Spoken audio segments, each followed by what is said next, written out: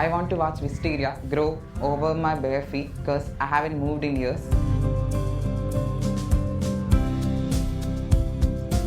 ഒരുപാട് സ്വപ്നങ്ങളും ആഗ്രഹങ്ങളുമുണ്ട് ശബരിക്ക്.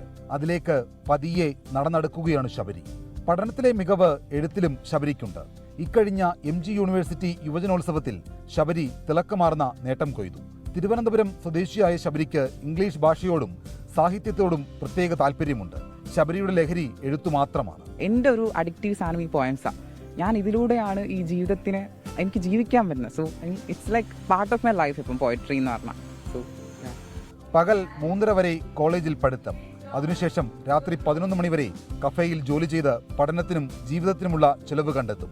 ജീവിതത്തിലെ തിരക്കുകൾക്കിടയിൽ ഇതിനോടകം ഒരു കവിതാ സമാഹാരവും ശബരി തയ്യാറാക്കി.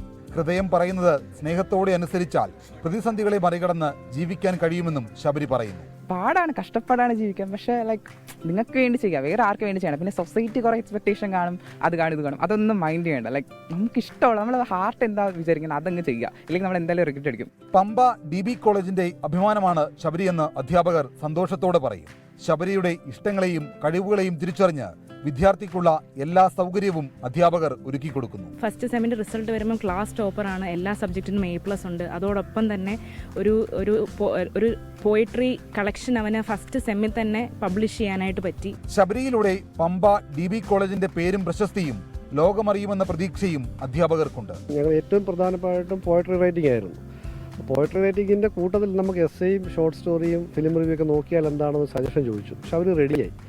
അങ്ങനെയാണ് 4 ഐറ്റത്തിന് പേര് കൊടുത്ത സൗകര്യം. ശബരിക്ക് കൂട്ടുകാരുടെയും പൂർണ്ണ പിന്തുണയുണ്ട്.